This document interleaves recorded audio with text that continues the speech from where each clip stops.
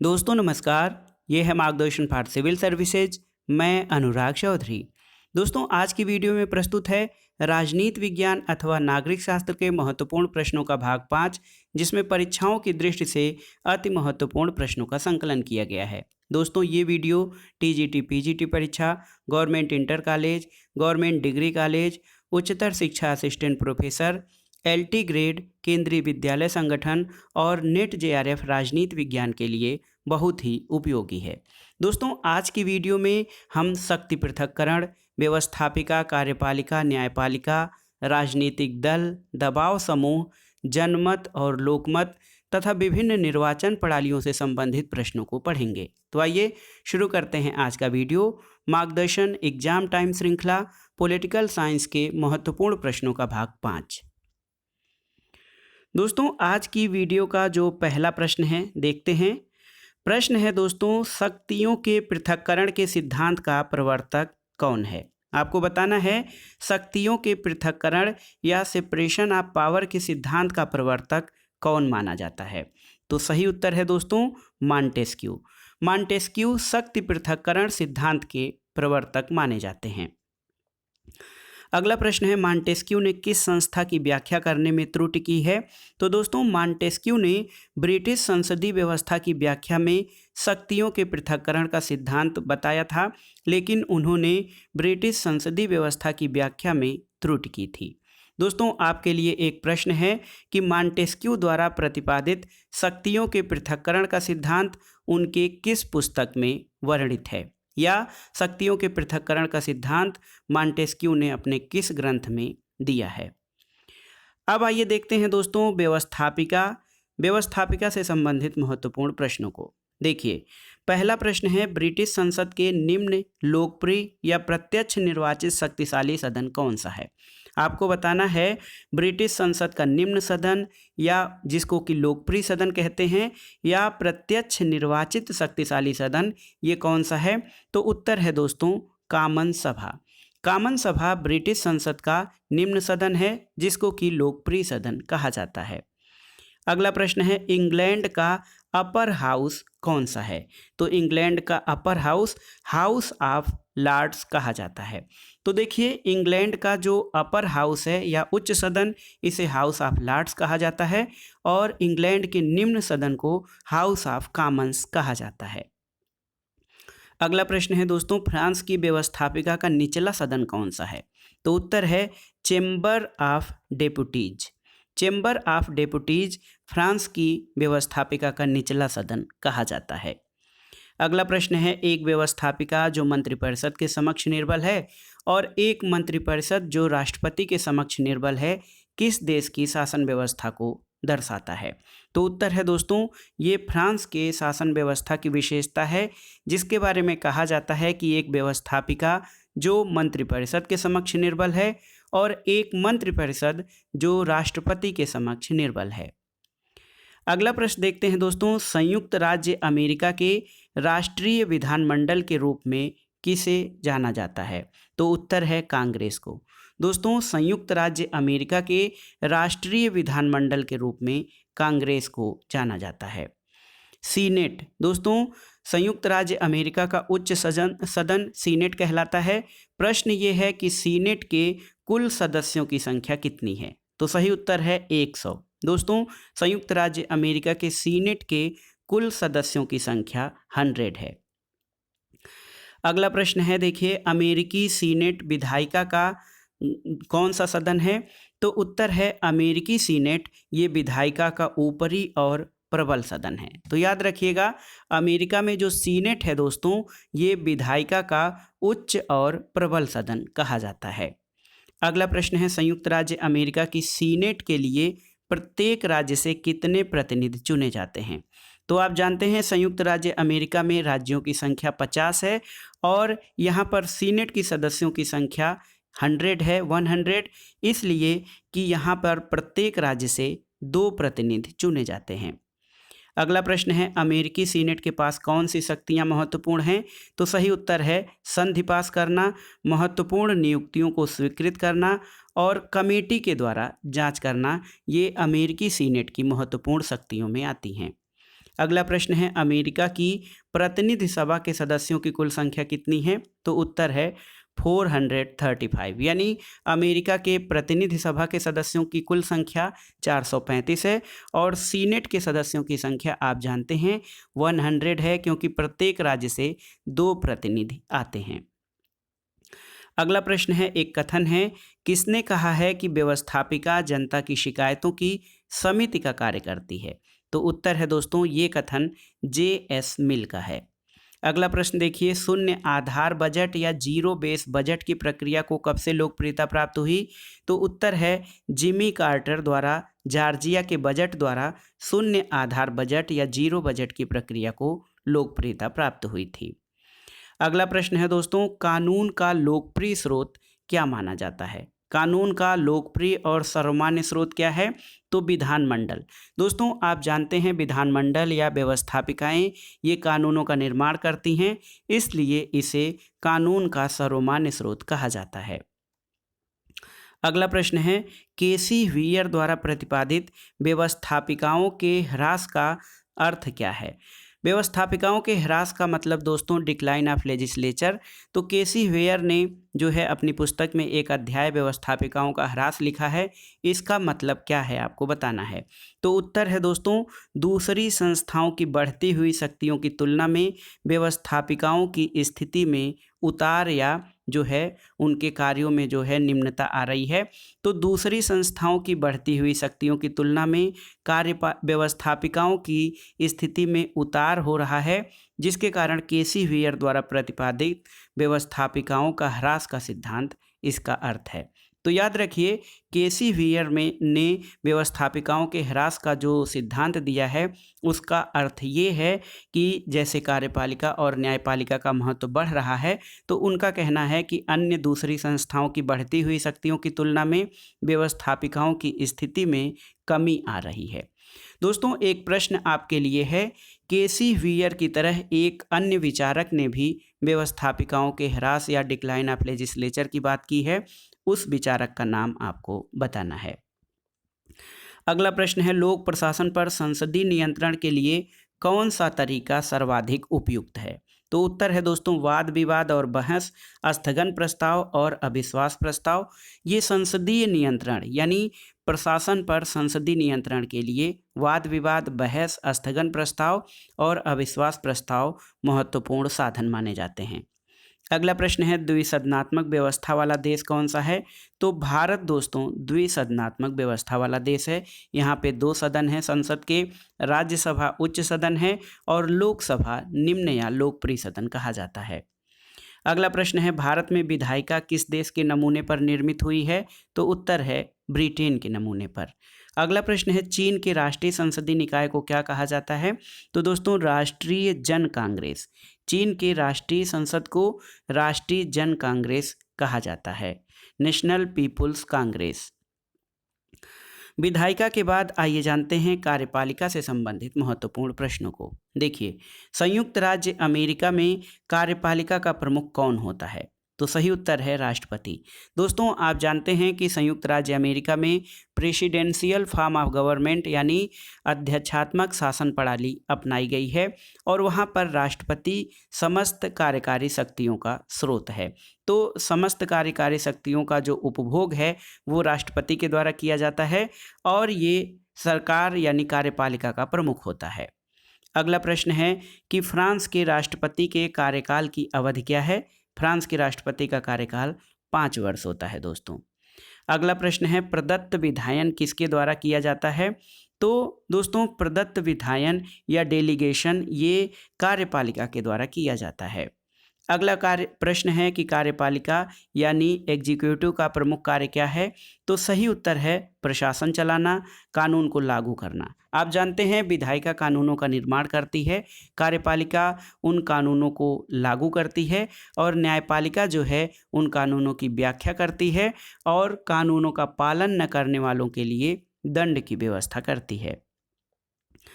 अगला प्रश्न है दोस्तों, ब्रिटिश सम्राट कोई गलती नहीं करता है, क्यों?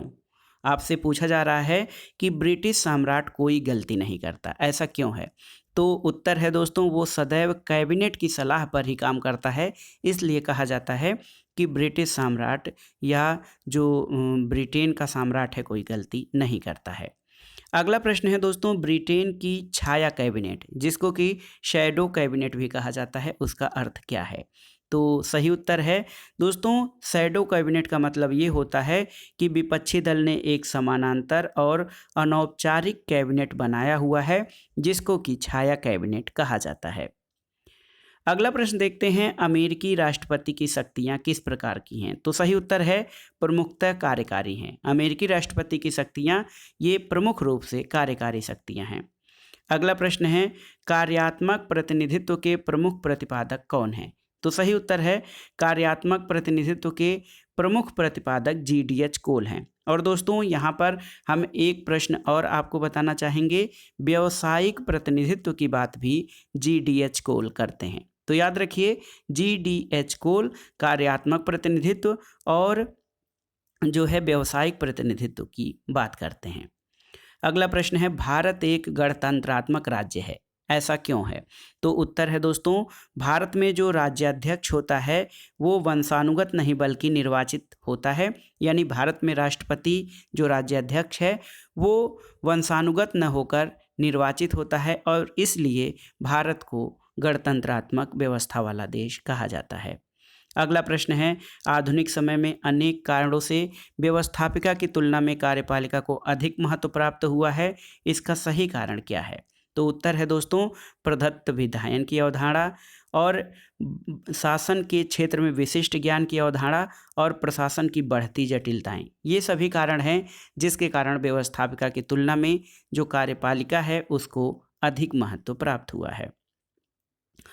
अगला प्रश्न है दोस्तों, एक संसदीय प्रकार की सरकार, संसदीय प्रकार की सरकार यानी पार्लियामेंट्री गवर्नमेंट, संसदीय प्रकार की सरकार में कौन वास्तविक कार्यकारी शक्तियों का उपभोग करता है? तो उत्तर है मंत्रिमंडल। दोस्तों मंत्रिमंडल जो है संसदीय सरकार में सत्ता का केंद्र होती है और इसको कैबिनेट कहा जाता है। संसदीय प्रकार की सरकार में वास्तविक कार्यकारी शक्तियों का उपभोग कैबिनेट के द्वारा ही किया जाता है। अगला प्रश्न है, संसदीय सरकार में कार्यपालिका की वास्तविक शक्तियां किस में निहित होती हैं? तो उत्तर है काउंसिल ऑफ मिनिस्टर्स यानी मंत्रिपरिषद में। दोस्तों संसदीय सरकार में कार्यपालिका की वास्तविक शक्तियां मंत्रिपरिषद में निहित होती हैं। अगला प्रश्न है कि बहुल कार्यपालिका कहाँ पाई जाती है? तो सही उत्तर है दोस्तों, स्विट्जरलैंड में बहुल कार्यपालिका पाई जाती है। व्यवस्थापिका और कार्यपालिका से संबंधित प्रश्नों को पढ़ने के बाद आइए जानते हैं न्यायपालिका यानी जुडिशियरी से संबंधित महत्वपूर्ण प्रश्नों को। देखिए दोस्तों, कौन सा अनुच्छेद संवैधानिक अदालतों की स्थापना के लिए प्रावधान करता है जो संयुक्त राज्य अमेरिका की न्यायिक शक्तियों का उपयोग करता है? तो उत्तर है अनुच्छेद 3 यानी तीसरा अनुच्छेद अमेरिका में उन संवैधानिक अदालतों की स्थापना के लिए प्रावधान करता है जो संयुक्त राज्य अमेरिका की न्यायिक शक्तियों का उपभोग करता है। अगला प्रश्न देखते हैं दोस्तों, हम एक संविधान के अंतर्गत कार्य करते हैं किंतु संविधान वह है जैसा कि न्यायाधीश बताते हैं, ये कथन किस न्यायालय के विषय में कहा गया है? तो सही उत्तर है यह कथन संयुक्त राज्य अमेरिका यानी USA के बारे में सही है। वहाँ पे ये कहा जाता है कि हम एक संविधान के अंतर्गत कार्य करते हैं लेकिन संविधान वह है जैसा कि न्यायाधीश बताते हैं। यहाँ पे ये बात कही गई है कि संविधान की व्याख्या या निर्वचन का अधिकार न्यायाधीशों का है। अगला प्रश्न है दोस्तों, विधि की उचित प्रक्रिया। देखिए विधि की उचित प्रक्रिया किस देश की न्याय व्यवस्था का आवश्यक लक्षण है? तो उत्तर है संयुक्त राज्य अमेरिका में। दोस्तों संयुक्त राज्य अमेरिका की न्याय व्यवस्था का आवश्यक लक्षण विधि की उचित प्रक्रिया माना जाता है। अगला प्रश्न है, संविधान में न्यायिक पुनर्विलोकन जिसको कि न्यायिक पुनरावलोकन या जुडिशियल रिव्यू कहा जाता है दोस्तों, ये सिद्धांत कहाँ से ग्रहण किया गया है? तो उत्तर है USA के संविधान से। दोस्तों हमारे संविधान में या भारत के संविधान में जुडिशियल रिव्यू या न्यायिक पुनरावलोकन का सिद्धांत संयुक्त राज्य अमेरिका के संविधान से ग्रहण किया गया है। न्यायिक पुनरावलोकन क्या है? तो दोस्तों न्यायिक पुनरावलोकन न्यायालयों की वह शक्ति है जिसके द्वारा वो व्यवस्थापिका द्वारा बनाए गए कानूनों या अपने द्वारा जारी आदेशों का संशोधन या पुनरावलोकन कर सकते हैं। अगला प्रश्न है न्यायिक पुनर्समीक्षा का सिद्धांत सर्वप्रथम कहाँ प्रतिपादित किया गया था? तो उत्तर है अमेरिका में। न्यायिक पुनर्समीक्षा या न्यायिक पुनरावलोकन का सिद्धांत दोस्तों अमेरिका में प्रतिपादित किया गया था। अगला प्रश्न है, देखिए, किस वाद में अमेरिकी मुख्य न्यायाधीश मार्शल ने न्यायिक पुनरावलोकन की अवधारणा को परिभाषित किया था? तो सही उत्तर है दोस्तों, ये केस था मार्बरी बनाम मेडिसन। मार्बरी बनाम मेडिसन केस में न्यायमूर्ति मार्शल ने सबसे पहले जुडिशियल रिव्यू या न्यायिक पुनरावलोकन की अवधारणा को परिभाषित किया था। आपको बताना है कि ये वाद किस सन का है। आपको ईयर बताना है दोस्तों कि मार्बरी बनाम मेडिसन जिस वाद में न्यायिक पुनरावलोकन की व्याख्या संयुक्त राज्य अमेरिका में की गई थी वो किस वर्ष का केस है। अगला प्रश्न है, ये प्रश्न बहुत बार परीक्षाओं में पूछा गया है कि न्यायिक पुनरावलोकन की व्यवस्था कहाँ पर है? तो दोस्तों यूएसए, भारत और फ्रांस, यहाँ पर न्यायिक पुनरावलोकन की व्यवस्था की गई है। अगला प्रश्न देखते हैं, सीमाओं के भीतर हम अपने न्यायाधीशों का आदर करते हैं, पर कोई न्यायाधीश अथवा कोई न्यायालय अपने को व्यवस्थापिका का तीसरा सदन नहीं बना सकता है। ये विचार किसके हैं? तो भारत के प्रथम प्रधानमंत्री पंडित जवाहरलाल नेहरू का कथन है कि सीमाओं के भीतर हम अपने न्यायाधीशों का आदर करते हैं, लेकिन कोई भी न्यायाधीश अथवा कोई न्यायालय अपने को व्यवस्थापिका का तीसरा सदन नहीं बना सकता है। अगला प्रश्न है कि भारत में न्यायपालिका किस प्रकार की है? तो दोस्तों भारत में स्वतंत्र और निष्पक्ष न्यायपालिका है। अगला प्रश्न है, भारतीय न्याय प्रणाली किस व्यवस्था पर या किस देश की व्यवस्था पर आधारित है? तो उत्तर है भारत की न्याय प्रणाली अमेरिका की न्याय प्रणाली पर आधारित है। अगला प्रश्न है, भारत का उच्चतम न्यायालय संयुक्त राज्य अमेरिका के उच्चतम न्यायालय से किस रूप में भिन्न है? तो दोस्तों भारत का उच्चतम न्यायालय सलाहकार की भूमिका में अमेरिका के उच्च न्यायालय से भिन्न है। अगला प्रश्न देखते हैं, बहुत ही महत्वपूर्ण है दोस्तों। लॉर्ड सभा जब ब्रिटेन के सर्वोच्च न्यायालय के रूप में कार्य करती है तो उस समय हाउस ऑफ लॉर्ड्स में कितने सदस्य कार्रवाई में भाग लेते हैं? दोस्तों ब्रिटेन में संसद की सर्वोच्चता का सिद्धांत अपनाया गया है और वहाँ पर दोस्तों जो लॉर्ड सभा है या उच्च सदन है वो ब्रिटेन के सर्वोच्च न्यायालय के रूप में जब कार्य करती है तो प्रश्न ये पूछा गया है कि उस समय हाउस ऑफ लॉर्ड्स में कितने सदस्य कार्रवाई में भाग लेते हैं? तो उत्तर है केवल कानूनी सदस्य। जो कानूनी सदस्य होते हैं लॉर्ड सभा का वही उस समय कार्रवाई में भाग लेते हैं जब लॉर्ड सभा ब्रिटेन के सुप्रीम कोर्ट का कार्य करती है। अब आइए देखते हैं दोस्तों राजनीतिक दल यानी पॉलिटिकल पार्टीज से संबंधित महत्वपूर्ण प्रश्नों को। देखिए प्रश्न है कि एकल दल प्रणाली का उदाहरण कौन सा है? तो सही उत्तर है चीन में एकल दल प्रणाली है क्योंकि वहां पर केवल एक दल साम्यवादी दल ही पाया जाता है। तो याद रखिए एकल दल प्रणाली चीन का एक उदाहरण है। अगला प्रश्न है दोस्तों, आधुनिक दल व्यवस्था का उद्भव सबसे पहले कहाँ हुआ था? तो उत्तर है फ्रांस में आधुनिक दलीय व्यवस्था या मॉडर्न जो दलीय व्यवस्था है या पार्टी सिस्टम जिसको कहा जाता है उसका उद्भव सबसे पहले फ्रांस में हुआ था। अगला प्रश्न है, फ्रांसीसी दलों में सबसे पुराना दल जो अब विघटित हो गया है वो कौन सा है? तो उत्तर है दोस्तों रेडिकल पार्टी। रेडिकल पार्टी फ्रांसीसी दलों में सबसे पुराना दल रहा जो अब विघटित हो गया है। अगला प्रश्न देखते हैं, राजनीतिक दलों की परिभाषा से संबंधित है दोस्तों। राजनीतिक दल लोगों का एक समूह है जो ऐसे सिद्धांत पर सहमत हों जिसके द्वारा राष्ट्रीय हित की पूर्ति की जा सके। ये परिभाषा किसने दी है? तो उत्तर है ये परिभाषा एडमंड बर्क की है जो कि राजनीतिक दलों के संबंध में एक महत्वपूर्ण और सर्वमान्य परिभाषा मानी जाती है।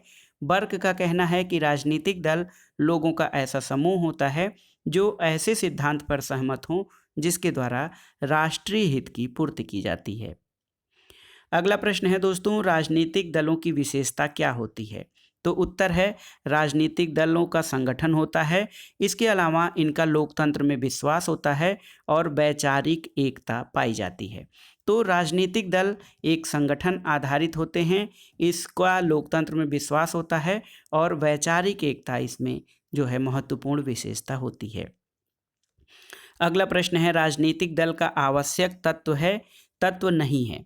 तो दोस्तों जो है राजनीतिक दलों के आवश्यक तत्व में दोस्तों संगठन, सामान्य सिद्धांतों पर सहमति होती है और संवैधानिक साधनों में विश्वास होता है। राजनीतिक दलों का जो आवश्यक तत्व है उसमें संगठन होता है, सामान्य सिद्धांतों में सहमति होती है और दोस्तों वो संवैधानिक साधनों में विश्वास करते हैं। अगला प्रश्न है कि कौन सा कार्य राजनीतिक दलों द्वारा संपादित किया जाता है। तो दोस्तों राजनीतिक दल या पॉलिटिकल पार्टी जो होते हैं वो चुनाव लड़ने में उम्मीदवारों की सहायता करते हैं, चुनाव लड़ते हैं और बहुमत प्राप्त होने पर, जनता का बहुमत प्राप्त होने पर सरकार बनाते हैं।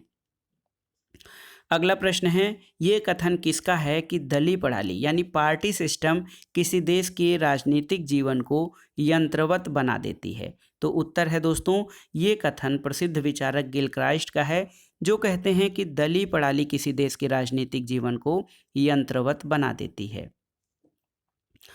अगला प्रश्न है दोस्तों, किसने सर्वोच्च न्यायालय को कांग्रेस का तृतीय सदन कहा है।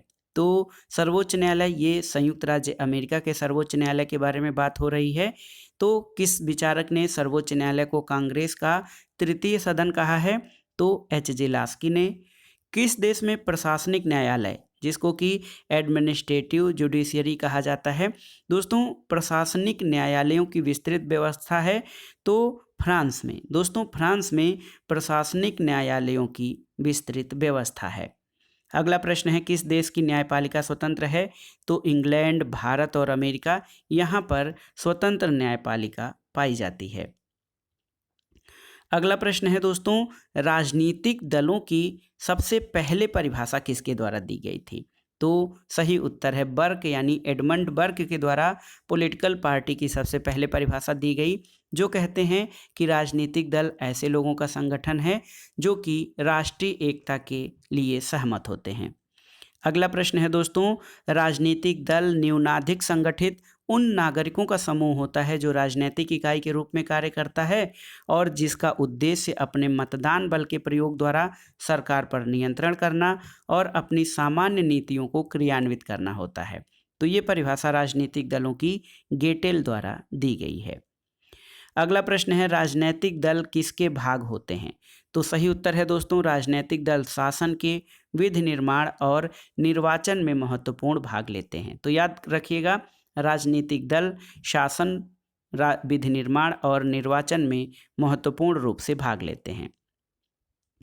दोस्तों यहाँ पर सत्य कथन आपको बताना है। सत्य कथन क्या है राजनीतिक दलों के बारे में। दोस्तों पहला कथन है कि प्रजातंत्र के लिए राजनीतिक दल आवश्यक हैं। तो एकदम सही है, लोकतंत्र में राजनीतिक दल बहुत ही आवश्यक होते हैं। राजनीतिक दल राजनीतिक शिक्षा प्रदान करते हैं, ये भी सही है, क्योंकि ये लोगों को जागरूक करते हैं। और जनमत निर्माण यानी पब्लिक ओपिनियन के जो निर्माण में राजनीतिक दलों की महती भूमिका होती है, ये भी सही है।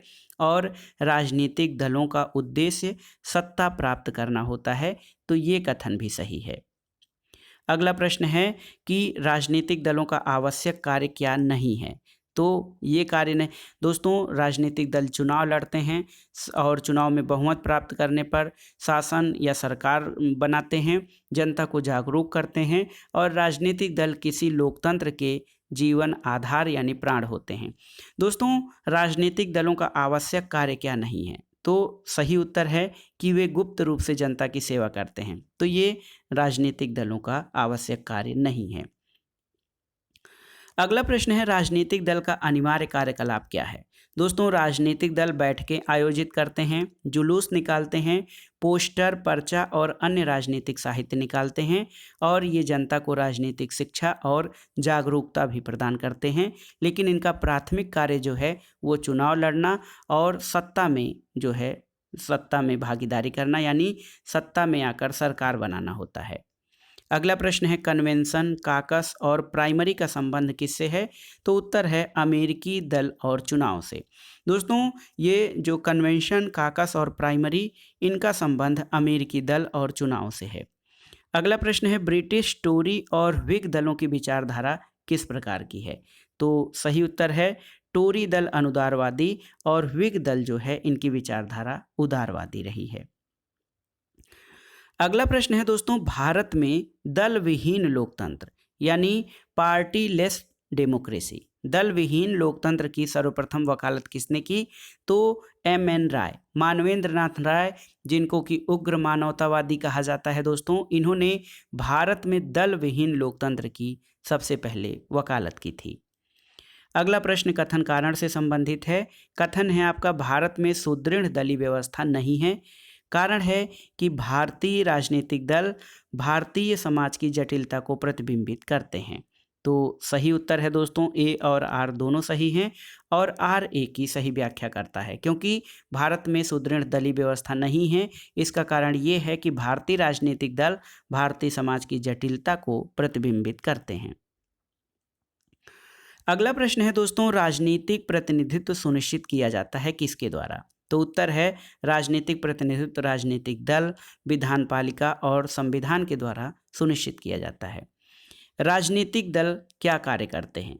तो उत्तर है दोस्तों, राजनीतिक दल लोकमत का निर्माण करते हैं, यानी राजनीतिक दल चुनाव, मतदान, जनता को जागरूक करना, इनके अलावा लोकमत यानी जनमत के निर्माण में भी सहायक होते हैं। अगला प्रश्न है दोस्तों, किस राजनीतिक दल का मुख्य उद्देश्य होता है क्या? तो किसी भी राजनीतिक दल का मुख्य उद्देश्य सत्ता प्राप्त करना होता है। अगला प्रश्न है, किस देश में सिविल सेवक किसी राजनीतिक दल के सदस्य बन सकते हैं?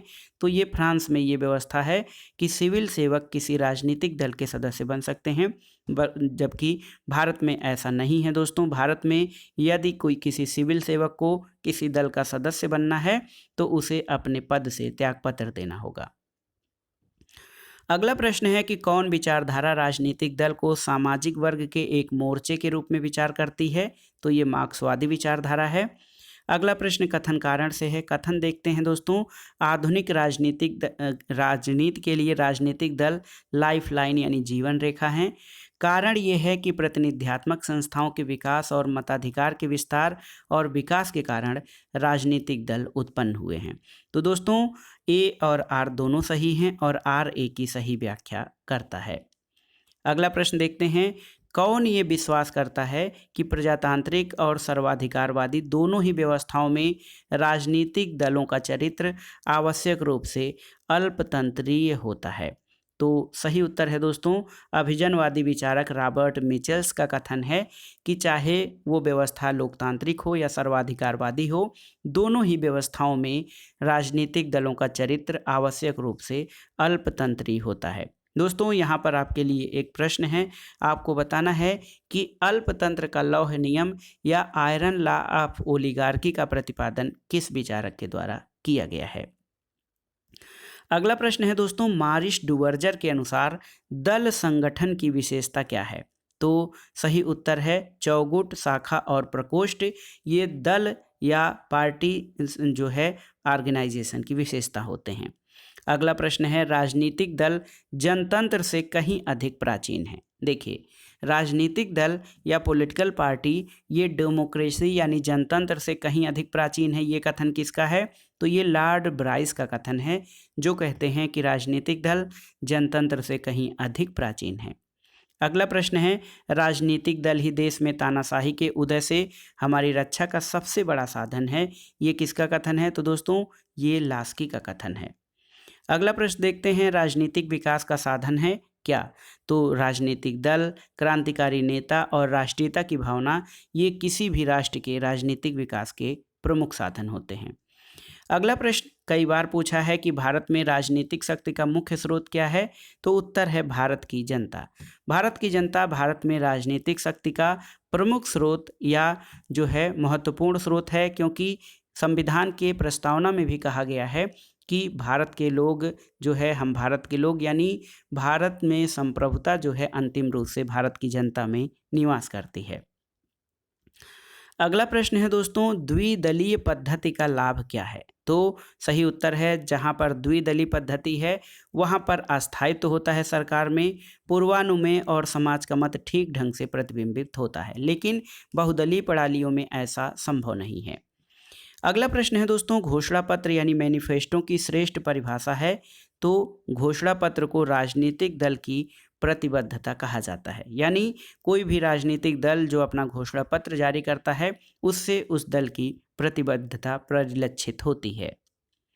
अगला प्रश्न है कि राजनीतिक दल अपरिहार्य हैं, कोई भी स्वतंत्र देश उनके बिना नहीं रह सकता है, ये कथन किसका है? तो ये ब्राइस का कथन है, जो कहते हैं कि राजनीतिक दल अपरिहार्य हैं और कोई भी स्वतंत्र देश उसके बिना नहीं रह सकता है। दोस्तों, आपको बताना है कि बहुदलीय व्यवस्था कहाँ पाई जाती है? तो फ्रांस, जर्मनी, ऑस्ट्रेलिया में बहुदलीय व्यवस्था पाई जाती है। दोस्तों, हमारे भारत में कौन सी दलीय व्यवस्था है? तो सही उत्तर है फ्रांस, जर्मनी, ऑस्ट्रेलिया की तरह भारत में भी बहुदलीय या मल्टी टाइप पार्टी सिस्टम या बहुदलीय व्यवस्था पाई जाती है। अगला प्रश्न है, कौन सा तत्व राजनीतिक दलों का है? तो उत्तर है राजनीतिक दलों का संगठन होता है। ये संवैधानिक पद्धति में विश्वास करते हैं और राष्ट्रीय हित इनका प्रमुख उद्देश्य होता है। अगला प्रश्न देखते हैं दोस्तों। अब आइए दबाव समूहों से संबंधित। हमने राजनीतिक दलों के बारे में जान लिया। अब आइए दबाव समूह यानी प्रेशर ग्रुप से संबंधित महत्वपूर्ण प्रश्नों को सॉल्व करते हैं। देखिए, दबाव समूह की विशेषता क्या है? तो दोस्तों, दबाव समूह या प्रेशर ग्रुप लोगों का एक ऐसा संगठित समूह होता है जो सरकार पर अपनी मांगों के लिए या किसी बात को मानने के लिए या न मानने के लिए दबाव बनाते हैं। तो दबाव समूह की विशेषता क्या है? लॉबिंग, हित संभरण, राजनीतिक नेताओं को प्रभावित करना। दोस्तों, दबाव समूह इन साधनों के द्वारा अपनी बातें सरकार से मनवाने का प्रयास करते हैं और इन बातों को मनवाने के लिए या अपनी मांगों को पूरा कराने के लिए वो सरकार पर दबाव डालते हैं। अगला प्रश्न है दोस्तों, कौन सा साधन दबाव समूह नहीं अपनाते हैं? तो दबाव समूह लॉबिंग, प्रचार, दबाव और इस तरह के साधन अपनाते हैं, लेकिन दबाव समूह चुनाव नहीं लड़ते हैं। चुनाव लड़ने का कार्य राजनीतिक दलों का होता है। अगला प्रश्न है कि दबाव समूह का प्रमुख उद्देश्य क्या है? तो सही उत्तर है दबाव समूहों का उद्देश्य अपने हितों की पूर्ति के लिए सरकार पर दबाव डालना होता है। अगला प्रश्न देखिए, दबाव समूहों का मुख्य उद्देश्य क्या है? तो उत्तर है अपने सदस्यों के हितों को विकसित करना दबाव समूहों का मुख्य उद्देश्य है और इसके लिए ये सरकार पर तरह तरह के साधनों से दबाव डालते हैं। अगला प्रश्न है दोस्तों, दबाव समूहों को व्यवस्थापिका का तृतीय सदन किसने कहा है? तो उत्तर है फाइनर। दोस्तों, फाइनर ने दबाव समूहों को व्यवस्थापिका का तृतीय सदन कहा है। दबाव समूहों की प्रमुख विशेषता क्या है दोस्तों? सही उत्तर है प्रशासन में परोक्ष भूमिका दबाव समूह की प्रमुख विशेषता होती है। दोस्तों, सत्य कथन आपको बताना है। तो दबाव समूहों के बारे में सही कथन है कि सभी दबाव समूह हित समूह होते हैं, यानी सभी प्रेशर ग्रुप्स जो होते हैं वो पब्लिक इंटरेस्ट ग्रुप होते हैं। तो क्योंकि दबाव समूहों का उद्देश्य अपने समूह के हितों का संरक्षण करना या फिर उनको बढ़ावा देना होता है। अगला प्रश्न है, सामुदायिक दबाव समूह का उदाहरण क्या है? तो देखिए, किसान संगठन, श्रमिक संगठन और राज्य कर्मचारी संघ ये सामुदायिक दबाव समूहों के उदाहरण हैं। अगला प्रश्न है, दबाव समूहों का व्यवस्थित अध्ययन करने वाला प्रथम व्यक्ति कौन था? तो F.A. बेंटले। A.F. बेंटले दोस्तों दबाव समूह या प्रेशर ग्रुप्स का व्यवस्थित रूप से अध्ययन करने वाला प्रथम व्यक्ति था। कौन सा दबाव समूह हिंसा के माध्यम का समर्थन करता है? तो दोस्तों, प्रदर्शनात्मक दबाव समूह जो है वो सरकार से अपनी बात मनवाने या उस पर दबाव बनाने के लिए हिंसा के माध्यम का समर्थन करता है। अगला प्रश्न है दोस्तों, किसने दबाव समूहों को अज्ञात साम्राज्य? देखिए, ये प्रश्न बहुत ही इंपॉर्टेंट है, बार बार पूछा गया है। तो किसने दबाव समूहों को अज्ञात साम्राज्य की संज्ञा दी है? तो S.E. फाइनर। दोस्तों, S.E. फाइनर ने दबाव समूहों को अज्ञात साम्राज्य की संज्ञा दी है। अगला प्रश्न है, भारत में दबाव समूह का उदाहरण कौन सा है? तो देखिए, BKU भारतीय किसान यूनियन भारत में दबाव समूहों का महत्वपूर्ण उदाहरण है। एक सही कथन बताना है दोस्तों, दबाव समूह राजनीतिक दल से अलग होते हैं, दबाव समूह चुनाव नहीं लड़ते हैं और दबाव समूह सीधे राजनीतिक शक्ति प्राप्त करना नहीं चाहते हैं, बल्कि वो अपने ग्रुप के सदस्यों के हित वृद्धि के लिए सरकार पर दबाव डालते हैं। अगला प्रश्न कथन कारण से संबंधित है। कथन है कि एक दबाव समूह का अंतिम लक्ष्य शासन शक्ति पर कब्जा जमाना होता है। ये सही नहीं है, क्योंकि आपने पहले ही जान लिया कि दबाव समूह अपने समूह के हितों के लिए सरकार पर दबाव बनाते हैं और वो चुनाव नहीं लड़ते हैं। कारण दे रहा है कि दबाव समूह चुनाव नहीं लड़ते, तो ये सही है। तो दोस्तों, A गलत है लेकिन R सही है। अगला प्रश्न है, आमंड और पावेल द्वारा किए गए दबाव समूहों के वर्गीकरण में क्या शामिल है? तो आमंड और पावेल ने दबाव समूहों का जो वर्गीकरण किया है उसमें संस्थात्मक दबाव समूह, समुदायात्मक दबाव समूह और असमुदायात्मक दबाव समूह आते हैं। अगला प्रश्न है, दबाव समूह क्या है? तो किस प्रकार कार्य करते हैं? तो सही उत्तर है, दबाव समूह दबाव बनाकर अपना कार्य करवाते हैं। अगला प्रश्न है, एक राजनीतिक दल को दबाव समूह से कैसे किस तरह से भिन्न करती है? तो सही उत्तर है कि ये राजनैतिक विचारकी पर आधारित होता है। तो एक राजनैतिक दल को दबाव समूह से भिन्न करता है क्योंकि राजनैतिक दल एक राजनैतिक वैचारिकी पर आधारित होता है, जबकि दबाव समूह अपने समूह के हितों के लिए गठित किया जाता है। दोस्तों, दबाव समूह माना जा सकता है तो भारतीय राष्ट्रीय श्रमिक कांग्रेस को एक दबाव समूह माना जा सकता है। दबाव समूहों के कार्य क्या होते हैं? दोस्तों, दबाव समूह जनतांत्रिक प्रक्रिया की अभिव्यक्ति के साधन होते हैं। ये शासन के लिए सूचना एकत्र करने वाले संगठन होते हैं और दबाव समूह सरकारी निरंकुशता को सीमित करने का भी कार्य करते हैं। अगला प्रश्न है दोस्तों, यूएसए संयुक्त राज्य अमेरिका में दबाव समूह की सर्वाधिक पसंद की प्रवृत्ति क्या है? तो सही उत्तर है लॉबिंग या लॉबी प्रचार संयुक्त राज्य अमेरिका में दबाव समूहों की सर्वाधिक मुख्य जो है क्रियाविधि मानी जाती है।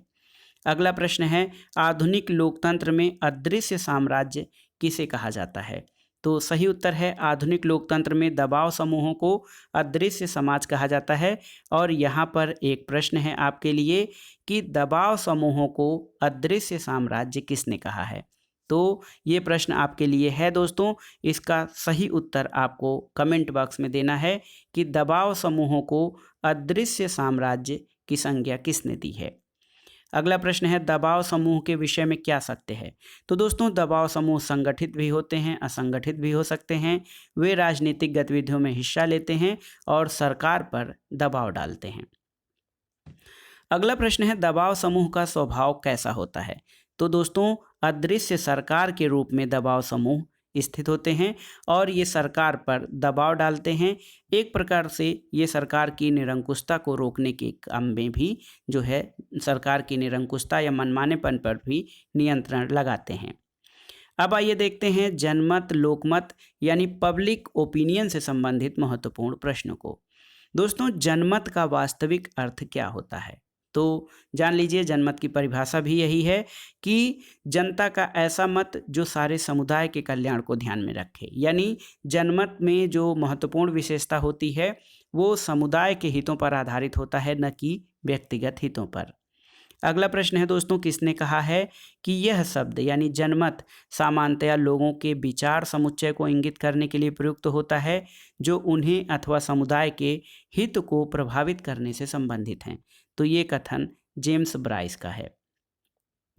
अगला प्रश्न है, लोकमत संबंधित है किससे? तो दोस्तों, लोकमत जनमत या पब्लिक ओपिनियन समुदाय के हित के लिए प्रबंध होता है।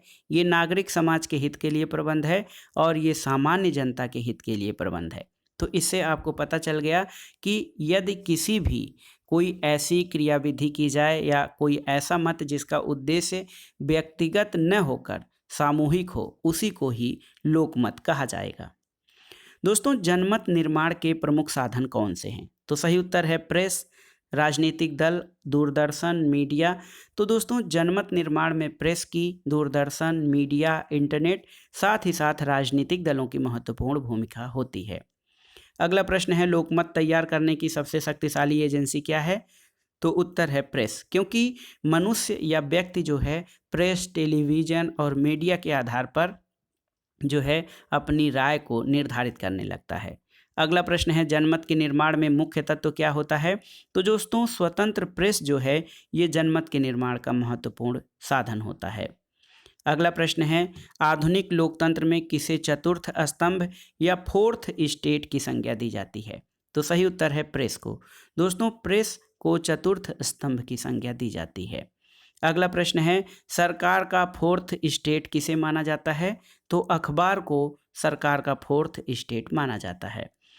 जनमत का साधन या अभिकरण क्या है? तो दोस्तों, जनमत के साधनों में प्रेस, राजनीतिक दल, रेडियो, दूरदर्शन, अखबार, प्रिंट मीडिया और न्यूज़ मीडिया ये सब शामिल होते हैं। अगला प्रश्न है जनमत का अभिकरण क्या है? तो आप जानते हैं जनमत के प्रमुख अभिकरण यानी एजेंसियों में प्रेस, राजनीतिक दल, टेलीविजन, रेडियो, इंटरनेट आदि शामिल हैं। अगला है दोस्तों, आपको बताना है सत्य क्या है? तो उत्तर है कि सामान्यतया कानून और जनमत परस्पर सदृश्य होते हैं। अगला प्रश्न है स्वस्थ लोकमत के निर्माण में बाधा क्या है? दोस्तों निरक्षरता, अशिक्षा, जागरूकता की कमी या जन जागरूकता का अभाव, ये सब स्वस्थ लोकमत के निर्माण में बाधा हैं। और लोकमत के निर्माण में अगर जो प्रेस स्वतंत्र नहीं है तो वो भी एक जनमत या लोकमत के निर्माण में बाधा का कार्य करता है। अगला प्रश्न है दोस्तों, लोकमत के अतिरिक्त अन्य किसी वस्तु को शासन का आधार बनाकर पृथ्वी पर कभी कोई शासन नहीं कर सका है, ये किसका कथन है? तो ये आर्टिगा गैसेट का कथन है दोस्तों, जो कहते हैं कि लोकमत के अतिरिक्त अन्य किसी वस्तु को शासन का आधार बनाकर पृथ्वी पर कभी कोई शासन नहीं कर सका है। अगला प्रश्न है किसने ये मत व्यक्त किया है कि हित, आदतें, भावनाएं, अभिमुखीकरण ये सभी जनमत में अपनी महत्वपूर्ण भूमिका अदा करती हैं? तो उत्तर है ये लावेल का कथन है। अगला प्रश्न है लोकमत के निर्माण पर अधिकतम प्रभाव कौन डालता है? तो प्रेस, रेडियो और दूरदर्शन, क्योंकि ये जनमत निर्माण के सर्वसुलभ साधन हैं। दोस्तों लोकमत के निर्माण में इनका अधिकतम प्रभाव पड़ता है। दोस्तों अब आइए निर्वाचन प्रणालियों के संबंध में महत्वपूर्ण प्रश्नों को देखते हैं। देखिए प्रश्न ये है कि जॉन स्टुअर्ट मिल के द्वारा जिन चुनावी सुधारों का समर्थन किया गया है उसमें सम्मिलित क्या थे? तो जॉन स्टुअर्ट मिल के द्वारा चुनावी सुधारों में आनुपातिक प्रतिनिधित्व, बहुल मतदान, खुला मतदान और महिला मताधिकार की वकालत की गई है। तो याद रखिएगा जॉन स्टुअर्ट मिल ने आनुपातिक प्रतिनिधित्व, बहुल मतदान, खुला मतदान और महिला मताधिकारों का समर्थन किया है। अगला प्रश्न है समानुपातिक प्रतिनिधित्व प्रणाली क्या है? तो दोस्तों समानुपातिक प्रतिनिधित्व प्रणाली बहुसदस्यीय निर्वाचन प्रणाली है।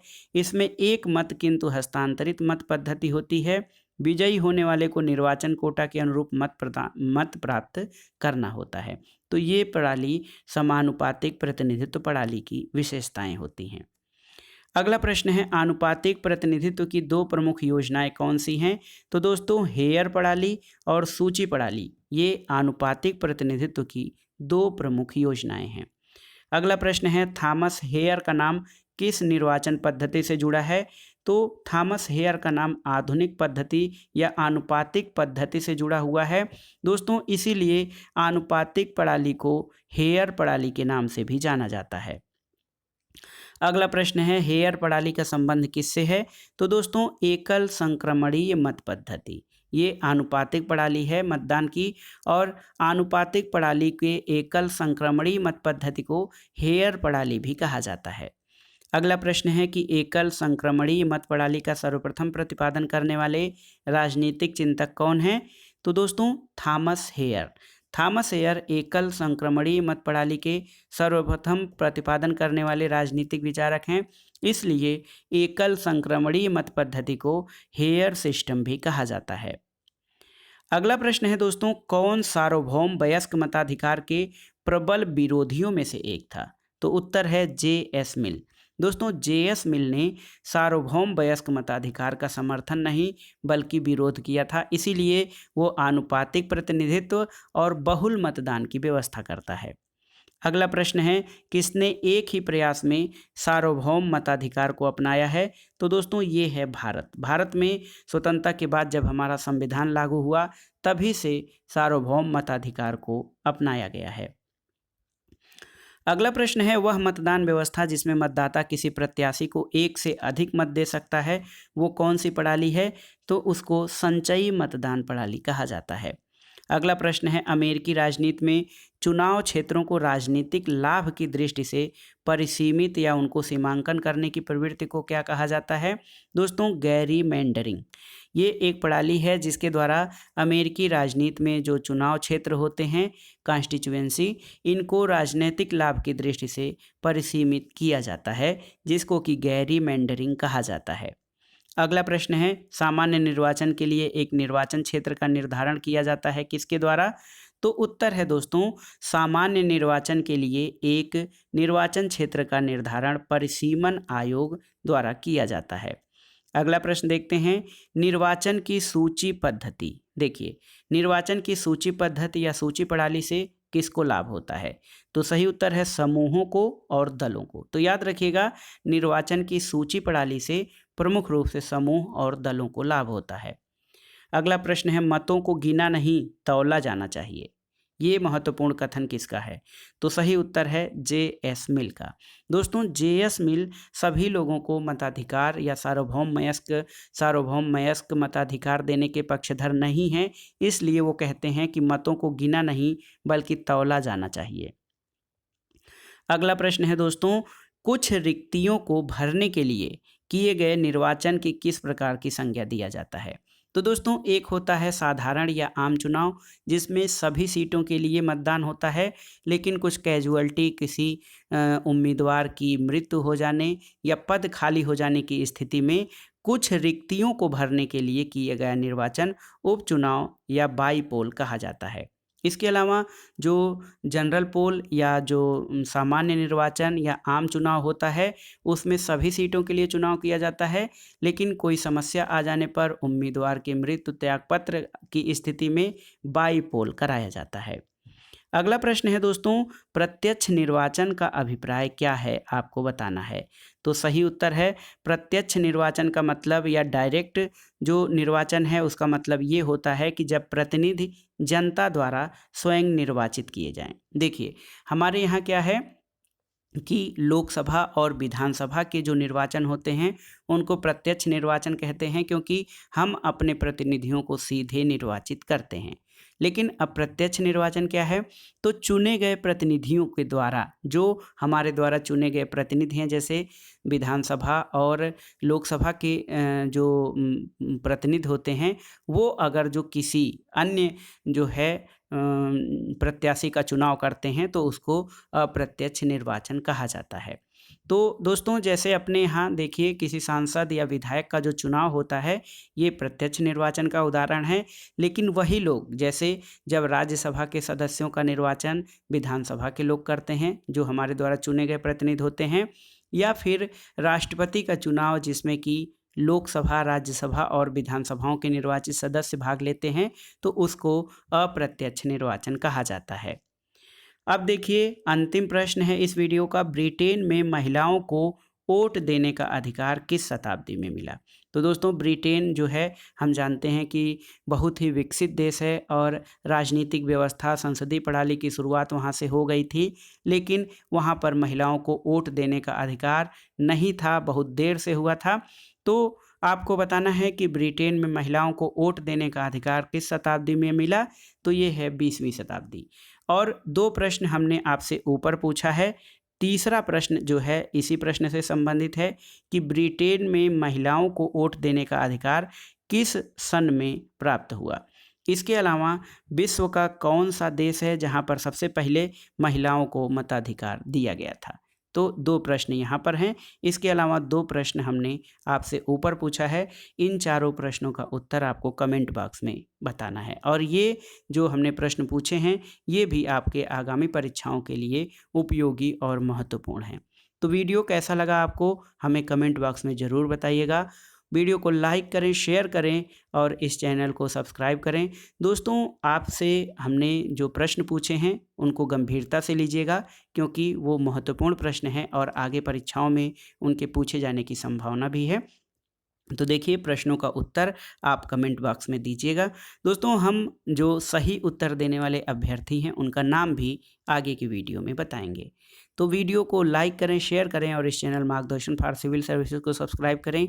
वीडियो देखने के लिए धन्यवाद दोस्तों, नमस्कार।